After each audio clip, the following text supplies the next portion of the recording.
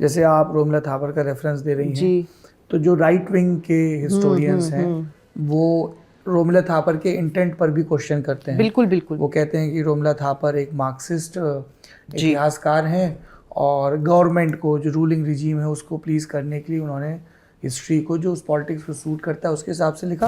पिछले दिनों guest in the news room में हमारे यहाँ जेएनयू से प्रोफेसर पुष्पेश पंत आए थे जी। उन्होंने कहा, बताइए रोमिला थापर ने इतना लिखा एंशिएंट के बारे में, एंशिएंट हिस्ट्री के बारे में, ना तो उन्हें संस्कृत आती है और ना फारसी का उतना ज्ञान है, तो उन्होंने कैसे, कितने सेकेंडरी और टर्शियरी सोर्सेज के बेस पे लिखा जिसको अब सब लोग एक प्राइमरी सोर्स की तरह मानते हैं?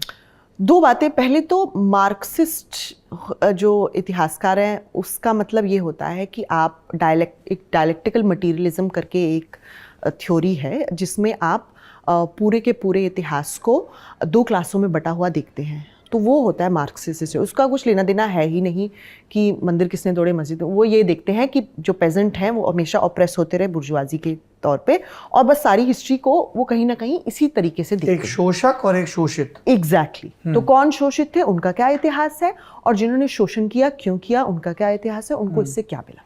ठीक है, तो वो मार्क्सिस्ट हिस्टोरियोग्राफी होती है।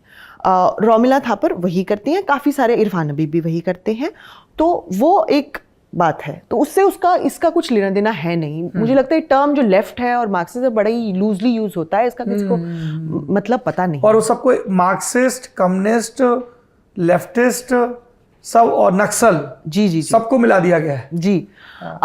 तो रोमिला थापर जो हैं उनकी जो स्कॉलरशिप है बहुत इम्पोर्टेंट है, इसलिए नहीं कि और उनको लैंग्वेज नहीं आती शायद, अगर उनकी डिसएडवांटेज है भी तो भी कहीं ना कहीं उनकी, अगर आप इत्मीनान से स्कॉलरशिप पढ़ें तो आप देखेंगे कि अगर वो ट्रांसलेट करवाती भी हैं किसी से तो वो प्राइमरी सोर्सेज से ही ट्रांसलेट करवाती हैं, तो उनकी ट्रांसलेशन पे आप त्रुटि नहीं निकाल सकते, आप किसी और से भी वही चीज़ ट्रांसलेट करवा सकते हैं। तो ऐसा नहीं है कि अगर आपको लैंग्वेज नहीं आती है तो ट्रांसलेशन सोर्सेज की हो नहीं सकती है। इतिहास जो है जब लिखा जाता है तो बहुत चीज़ों का समागम होकर लिखा जाता है। एक उसमें लैंग्वेज होती है, एक उसमें ज्योग्राफी होती है, और ज़रूरी नहीं है कि इतिहासकार को सारी चीज़ों में एक्सपर्ट हों। कि मुझे इतिहासकार बनने से पहले क्या मुझे जियोग्राफर भी बनना पड़ेगा, मुझे इतिहासकार बनने से पहले मुझे सोशियोलॉजिस्ट भी बनना पड़ेगा? क्योंकि अब अगर मैरिज का इंस्टीट्यूशन आ गया किसी 15th सेंचुरी में, तो क्या मुझे अब फिर सिरे से मैरिज के इंस्टीट्यूशन को सोशियोलॉजिकली पढ़ना पड़ेगा? नहीं, मैं क्या करूँगी, जिस सोशियोलॉजिस्ट ने मैरिज के बारे में लिखा है मैं उसके बारे में उसको। तो हिस्टोरियन बनना मतलब कि आपने हिस्टोरिकल मेथड्स की अच्छे से स्टडी की है। लैंग्वेज एक एडेड होता है कि आपने लैंग्वेज भी सीख ली, वो बहुत बढ़िया बात है, फिर आप प्राइमरी सोर्सेज से देख सकते हैं।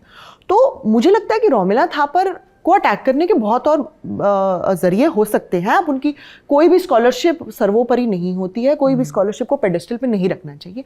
बिल्कुल कीजिए, क्रिटिक कीजिए, पर आप एक एकेडमिक क्रिटिक कीजिए। उनको लैंग्वेज नहीं आती है, ये एक क्रिटिक नहीं हो सकता है। फिर तो आप कहेंगे उनको सोशियोलॉजी नहीं आती है, उनको इकोनॉमी नहीं आती है, तो हम तो इतिहासकार है, हमारा भी एक चीज़ में ही एक्सपर्टीज़ है ना।